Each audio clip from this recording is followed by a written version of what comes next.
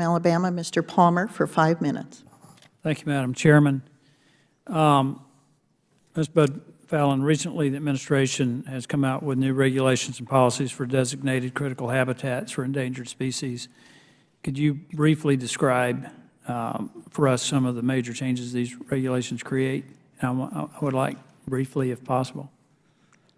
I believe that the new Obama changes to the critical habitat rules between 2012 and 2016 completely turn over the designation of critical habitat to anything within the whim of the Fish and Wildlife Service.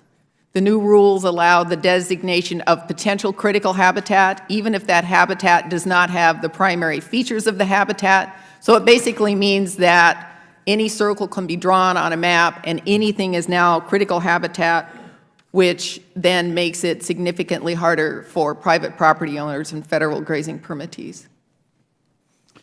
What kind of effects will these regulations have on federal, state, and private landowners? Mr. Palmer, I think that these are going to have a significant impact. The problem is that the adverse modification rules were also changed, which means that now a private landowner or a state cannot adversely modify critical habitat, which means it would slow its progress toward becoming critical habitat at some time in the future. And we don't know when that future is. It could be you can't now, cut your hay meadow, or you can't now graze your field because in the next 200 years, it may contain the features necessary for some threatened or endangered species. That's where the rub comes. And I would also add that they really don't take into account the economic cost and the burden that's imposed by these critical habitat designations. No, that was eliminated by the 2013 rule, which eliminates the consideration of economic analysis. And it doesn't take into account the burden on the private landowners. No, sir.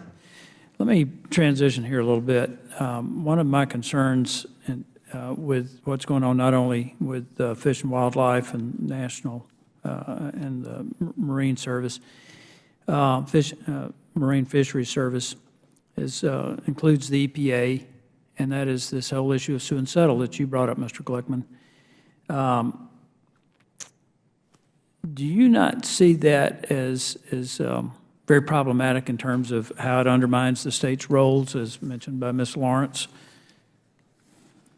No, I don't see that as problematic. First of all, the states can take measures to prevent species from getting to the point that they are endangered or threatened, and the statute wouldn't be triggered in the first place. Well, now, let me cut you off there, because I don't think it's about how the state's taken the action in as timely a manner as some people want. It's more a matter of how the statutes are implemented, and particularly this prairie chicken, for instance, is a sue and settle issue. It's a consent decree. And courts have to approve consent decrees, and yeah, so the court won't approve a decree that it regards as unfair or inappropriate. That hasn't been the case. We know that there's court shopping, judge shopping. There's collaboration between these independent outside groups, so-called independent outside groups, and federal agencies to really cook up a agreement on this. So they file the suit, and we don't fight it in court. Or if we fought it in court, I think the outcomes might be different. Have you participated in any of the sue and settle lawsuits? I have not, no. But I would point out that sue and settle techniques have been engaged in by litigants from a variety of interests. So, for example, there's been litigation in Utah over the scope of RS 2477 rights.